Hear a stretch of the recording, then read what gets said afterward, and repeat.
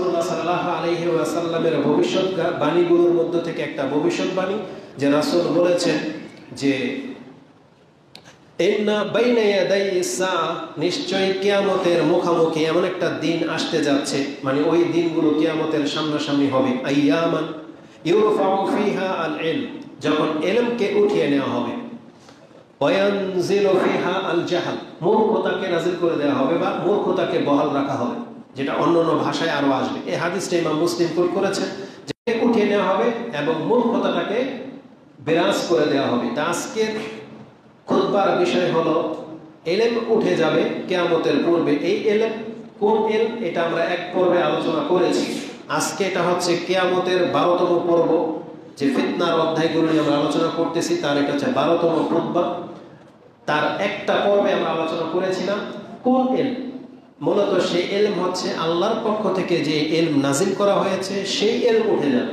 তার মানে তাতে তিনটা জিনিস থাকবে। সেটা কি? আল্লাহর পরিচয়, আমাদের রাসূল সাল্লাল্লাহু আলাইহি সাল্লামের পরিচয় এবং আমাদের দ্বীনের জ্ঞান, মানে ধর্ম, ইসলাম যে ধর্মের উপরে আমরা এখন প্রতিষ্ঠিত, সেই ধর্মের ইবাদতগুলো কোনটা কিভাবে করতে হয়, এই জ্ঞান কারো কাছে থাকবে না, এই পৃথিবী থাকবে না।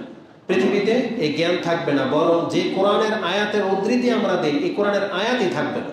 আল্লাহ সুবহানাহু ওয়া তাআলা এটাকে পুরো পৃথিবী থেকে মুছে দিলেন, যেটা আল্লাহর পক্ষ থেকে নাজিল করা হয়েছিল। এমন কোনো কাগজ ছিল না যেখানে কোরআনের আয়াত লেখা ছিল, কিন্তু আল্লাহ যখন নাজিল করেছেন তখন থেকে লেখা শুরু হয়েছে।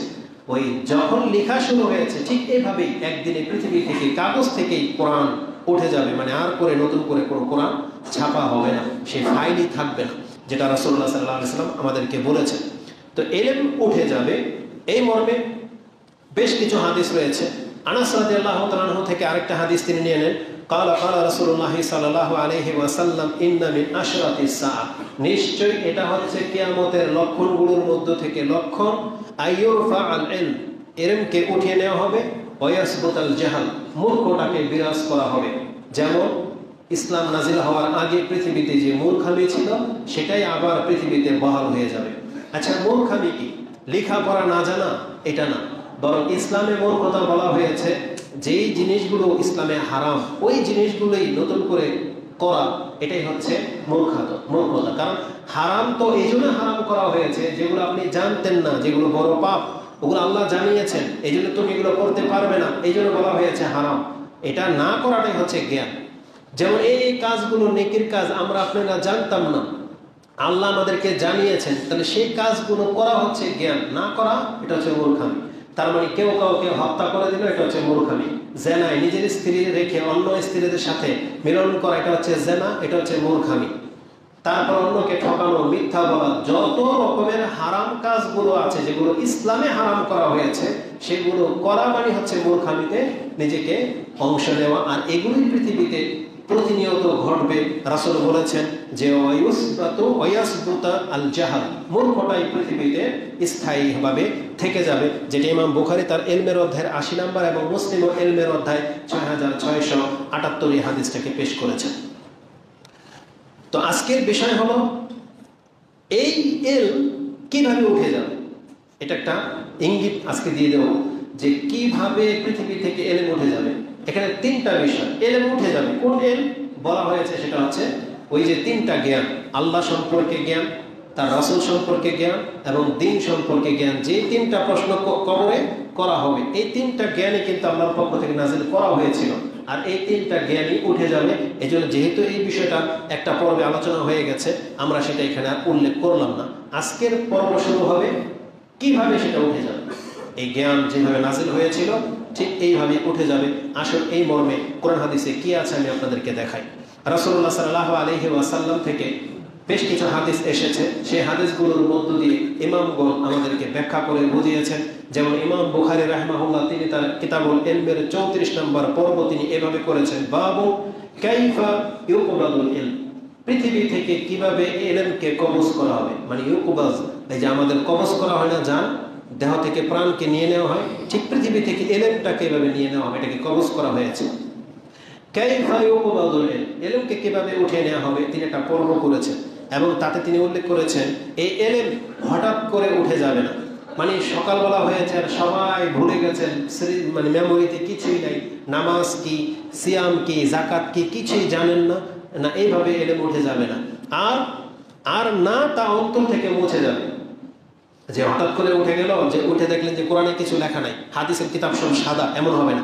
আর আপনার অন্তরে যেগুলো হিফজ করে রেখেছেন সেগুলো যে একবারে একদিনে ভুলে যাবেন না, এমনটাও হবে না। তবে এলেম উঠে যাবে দুইটা পন্থায়।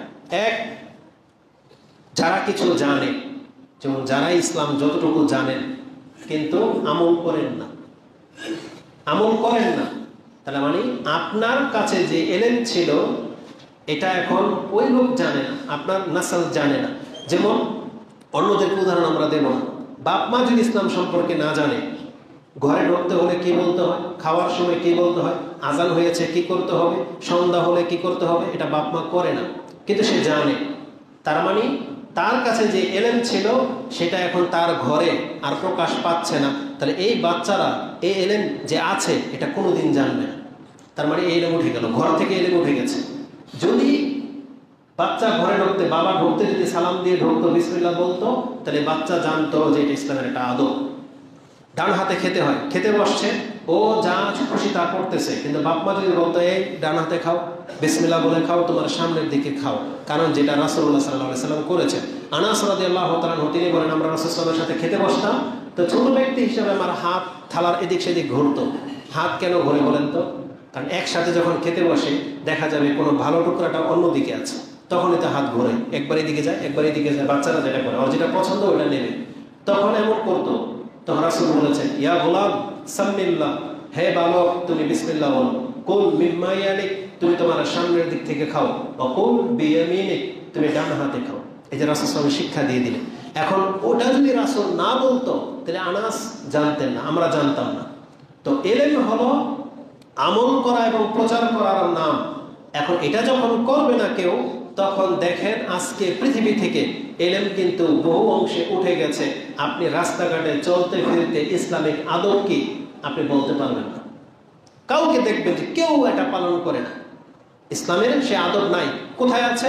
কিতাবের মধ্যে লেখা আছে, ওই কিতাব পড়ে আছে ঘরে।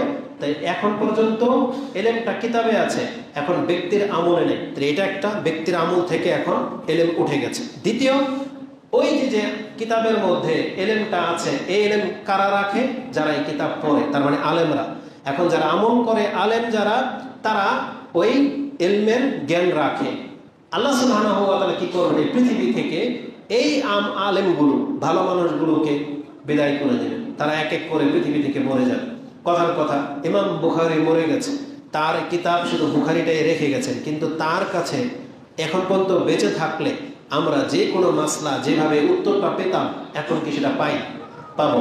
বিন বাজ মরে গেছে, ইমাম আবু হানিফা মরে গেছে, ইমাম শাফি, আহমদ ইবনে হাম্বল, যত আইম্মা যে ইমামগণ আছে, বড় বড় বিদ্বানরা অতীত হয়ে গেছে। বাংলাদেশ থেকে বড় কোনো আলেম যখন মারা যায়, তখন তার স্থলাভিষিক্ত, তার মতো, তার চেয়ে যোগ্য কাউকে দেখতে পান না। তার বাস্তব উদাহরণ আপনারা দেখতে পাচ্ছেন। বক্তার জগতের মধ্যে বাংলাদেশের দেলাওয়ার হোসেন সাঈদী রাহিমাহুল্লাহ ছিলেন। তার ডুপ্লিকেট, তার মতো নকল করে কথা তো বলতে পারে, কিন্তু তার মতো বিচক্ষণতাকে আর কারোর মধ্যে পাওয়া যাবে না। তো এইভাবে যে কোনো ব্যক্তি, ডাক্তার জাকির নায়েক মরে গেলে তার স্থলাভিষিক্ত ইন্ডিয়াকে এখন পর্যন্ত আর কেউ হয়েছে? হয়নি, হবে না। তো এইভাবে ইবনে তাইমিয়া চলে গেছেন, ইবনে বাজ, তারপরে আপনার ইবনুল কাইয়িম, বড় বড় মুফাসসির যারা, তারপরে ইবনে কাসির, তাদের মতো করে পৃথিবীতে হয়তো এসেছে অনেকেই, তার কপি কাছাকাছি, কিন্তু তাদের মতো করে আর হবে না। এক সময় পৃথিবী থেকে এই আলেমদের বিদায় নেওয়ার মাঝে মাঝে এই এলেম উঠে যাবে। এটা হলো দুইটা কারণ। তো এই দুইটা কারণ তারা কোরআন হাদিস থেকে কিভাবে ব্যাখ্যা করেছেন সেটা আমি আপনাদেরকে বোঝাই। প্রথম কারণ, এলমের চর্চা না করা। যারা কোরআন পড়তে পারেন কিন্তু পড়েন না, আপনি জেনে নেন, তার মানে আপনার ঘর হলো ওই ঘরের মতো যে ঘরের কেউ কোরআন পড়তে পারে না। আপনাকে যদি জিজ্ঞেস করা হয় এই ঘরের কেউ কোরআন পড়ে না কেন, তখন জবাব কি? তারা বলে আমরা কোরআন পড়তে পারি না। তাহলে আপনার ঘরে আপনি পড়তে পারেন কিন্তু পড়েন না, এই দুই ঘরের কি পার্থক্য? কোনো পার্থক্য নেই। এই জন্য রাসূলুল্লাহ সাল্লাল্লাহু আলাইহি ওয়াসাল্লাম বলেছেন, যে ঘরে আল্লাহর জিকির হয় আর যেই ঘরে আল্লাহর জিকির হয় না, বাইতুন ইয়াযকুরুল্লাহ ওয়া বাইতুন লা ইয়াযকুরুল্লাহ কামাসালি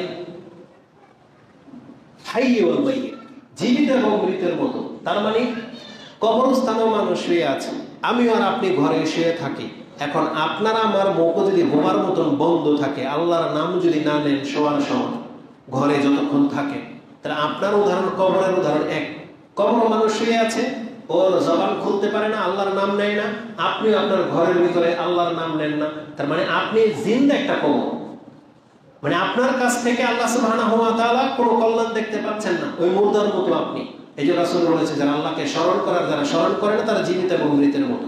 ঠিক যেই ব্যক্তি বলেন আমার কাছে ইলম আছে, আমি জানি যে দোহার 2 রাকাত নামাজ আছে, আপনি ব্যস্ত না, ফ্রি বসে আছেন, তাও পড়লেন না, তা এই ইলম আপনার কোনো কাজে দিবে না। আপনি জানেন যে ওযু করলে আমি হাত মুখ ধুচ্ছি, আপনি ওযু করে নিয়ে আমার গুনাহ খাতা ঝরে যাবে, আপনি করলেন না, তার মানে এই ইলম আপনার কোনো উপকারে দিল না, মানে আপনি আমলই করলেন না, মানে ইলম নাই আপনার। ওই থাকা জিনিস না থাকার মতো। কারণ কোনো ব্যক্তি যেটা জানে সেটা থেকে সে উপকৃত হইল না, তার হুকুম হয়ে যাবে সে হচ্ছে অজ্ঞদের মতো, মূর্খ। কারণ একটা মূর্খ লোক যেমন এটা এই জিনিসটা থেকে আমি কি উপকার পাবো, এটা যেমন একটা মূর্খ লোক জানে না, আর যে জানে সে যদি এখান থেকে সে উপকৃতটা না হয়, তাহলে সেও অজ্ঞদের অন্তর্ভুক্ত হয়ে যাবে। এটা একটা ইসলামের নীতি। তো রাসূলুল্লাহ সাল্লাল্লাহু আলাইহি ওয়াসাল্লাম তিনি বিষয়টাকে এইভাবে বুঝিয়েছেন। খুব চমৎকার একটা হাদিস। যারা জানে কিন্তু আমল করে না, তারা যে মূর্খ, এই সম্পর্কে হাদিসটি রয়েছে আবু দাউদে এবং ইবনে মাজাতে, তিরমিজিতে এবং ইবনে মাজাতে। ইবনে মাজাতে হাদিসটি 4048 পেয়ে যাবেন, তিরমিজিতে হাদিসটি 2653 পেয়ে যাবেন।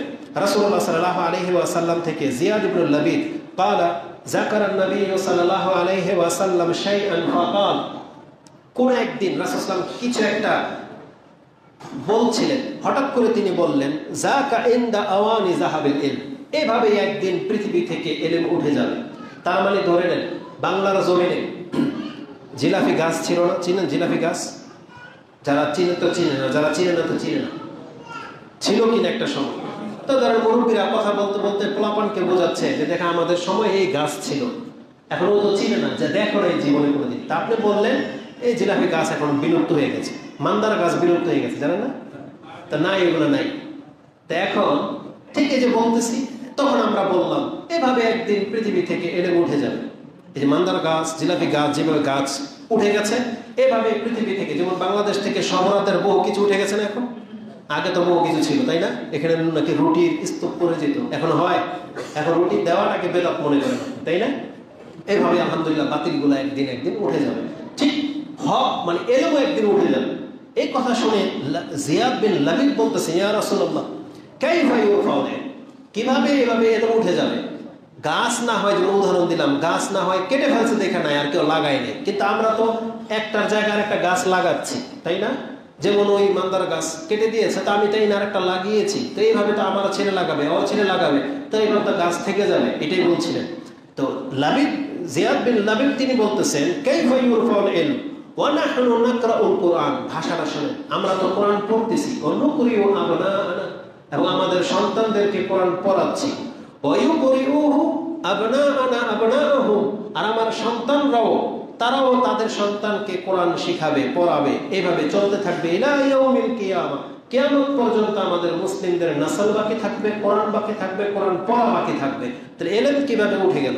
কালা সাকিলাত কাউমুকা ইয়া জিয়াদ, বলছে জিয়াদ তোমার মা তোমার জন্য আক্ষেপ করো, ইন কুনতু লা আরাকা মিনাল মিন আফকাহিল মাদিনা আফকাহি রাজুলিন মিনাল মাদিনা, আমি তো তোমাকে মদিনার একজন বিচক্ষণ ব্যক্তি ভাবতাম, আর বাস্তবে কি তিনি বিচক্ষণ ব্যক্তি না? এই প্রশ্ন করলেন কিভাবে? কিন্তু রাসূলুল্লাহ সাল্লাল্লাহু আলাইহি ওয়াসাল্লাম তাকে ইঙ্গিত করে বললেন যে তোমার জন্য আক্ষেপ হয়, তুমি দেখতে পাও না? আওয়ালাইসা হাযিহিল ইয়াহুদ ওয়ান নাসারা ইয়াকরাউনা আত-তাওরাতা ওয়াল ইনজিল লা ইয়ামালুনা বিশাইইন মিম্মা ফীহিমা, এই যে ইহুদি নাসারারা, তারা কি তাওরাত আর ইনজিল পড়ে না? বলছে পড়ে, কিন্তু ওরা তাওরাত আর ইনজিলে যেই আদেশ আল্লাহর আছে এগুলো একটু আমল করে না। মানে ইহুদি খ্রিস্টানরা ওরা তাদের আসমানি কিতাবের উপরে আমল করে না। তা রাসূল কি বলেছেন? এই জন্যই তো আল্লাহ বলেছেন যে গায়রিল মাগযুবি আলাইহিম ওয়ালাদ-দাল্লিন, এরা হচ্ছে গজবপ্রাপ্ত এবং গোমরা, পথহারা, মানে মূর্খ, যাদের কাছে তাওরাত ইনজিল থাকা সত্ত্বেও এরা পড়ে কিন্তু আমল করে না। আমাদের বর্তমানে বাংলাদেশের অধিকাংশ হাফেজ যারা, কোরআন তো পড়ে, কোরআন মুখস্থ রাখে, কিন্তু কোরআনের ম্যাক্সিমাম অর্থইও জানে না। আল্লাহ যে কি বলছে ওকে এটা বলতেই পারবে না, আমলও করা দূরের কথা। আর বাংলার জমিনে তো কোরআন হাদিস তো পড়াই না, তারা ফিকার উপরে নিজেদের সন্তানদেরকে গড়ে তোলে, যার ফলে কোরআন হাদিসের খেলাফ তারা এত বড় বড় কথা বলতেও দ্বিধা করে না। আমরা চাই না আসলে হানাফিদেরকে নিয়ে কথা বলতে, বিশেষ করে আমি চাই না, আমার লজ্জা হয় এখন কথা বলতে। হানাফি শব্দ নিয়ে কথা বলতে এখন লজ্জা হয়। কারণ কি? এর উদাহরণটা হইল, একটা চোর চুরি করেছে, এখন ও চোর এই শব্দটা শুনতে ও রেগে যায়, অথচ কিন্তু চোর, বুঝেন? এখন আমার করণীয় কি বলেন তো? ও করছে চুরি, এখন ওকে বলতেছে আমার চোর বলতে পারবেন না, বুঝেন? তো এদের অবস্থা হয়ে গেছে এরকম। যদিও কথাটা এইভাবে বলেছে আপনি বুঝতে পারেন নাই হয়তো। হানাফি সমাজের আলেম যারা, তারা তাদের ছোটদেরকে বা যে সে নিজেকে হানাফি বলে, এদের লাগামটা যেন কেন ধরে না, আমরা ঠিক ধরে না কেন? হানাফি বড় আলেম যারা, তারা নিজেদেরকে হানাফি বলে, বিজ্ঞ আলেম বলে, তারা কবর মাজার পূজারীকে ধরে না কেন? তারা ভণ্ডাদেরকে ধরে না কেন? হানাফি ট্যাগ লাগিয়ে এই যে কুতুববাগ, দরবার শরীফ, দেওয়ানবাগ, আটরশি, মাইজ ভান্ডারি, ফুরফুরা, সরসিনা, এগুলো সব কি হানাফি। ফিল্ম ইন্ডাস্ট্রির যত লোক, ক্রিকেটার যত লোক, ওদেরকে জিজ্ঞেস করেন তোমাদের মাযহাব কি, কি বলবে? হানাফি। রিক্সাওয়ালাকে জিজ্ঞেস করবো, বলবে হানাফি। যত মানুষ রাজনীতিক আমলিকে জিজ্ঞেস করেন ও কোন দল, বলবে হানাফি। বিএনপি হানাফি, সব হানাফি। যারা গান বাজনা করে এরাও হানাফি, যারা ল্যাংটার মেলা এরা সব হানাফি, সবই হানাফি ধরে নেন। এক হানাফি হুজুর কি বলতেছে, দুদিন আগের ঘটনা, যে আহলে হাদিসদেরকে বদনাম করার জন্য আব্দুর রাজ্জাক বিন ইউসুফ হাফেজাহুল্লাহর নাম নিয়ে বলতেছে যে কাজ্জাব বিন কাজ্জাব, এক তো বলে এরকম মিথ্যা বলে, দ্বিতীয়ত হচ্ছে বলতেছে ইমাম মানে আব্দুর রাজ্জাক বিন ইউসুফ ইমাম আবু হানিফাকে নাকি কাফের বলছে। আচ্ছা, কবে বলছে কাফের? এর কোনো প্রমাণ আছে? তা হানাফি বড় হুজুররা যদি ইতর না হইতো, দুষ্ট না হইতো, তাহলে এদেরকে গিয়ে ধরে নাকি এরকম মিথ্যা কথা কেন বলো? একটা জাতিকে ইগনোর করার জন্য, ছোট করার জন্য এইভাবে মিথ্যা বলতে হয় কোন আলেম সম্পর্কে? বলতেছে যে ইমাম আবু হানিফাকে কাফের বলছে আহলে হাদিসের এক শেখ, অথচ জানেন ইমাম আবু হানিফার মর্যাদা কি? আস্তাগফিরুল্লাহ। বলতেছে যে ইমাম আবু হানিফা নাকি রাসূলুল্লাহ সাল্লাল্লাহু আলাইহি সাল্লামের দুধ সন্তান, বুঝেন? উম্মে সালামা রাদিয়াল্লাহু তাআলা আনহা দুধ পান করিয়েছে নাকি ইমাম আবু হানিফা রাহিমাহুল্লাহ। আচ্ছা বলেন তো দেখি,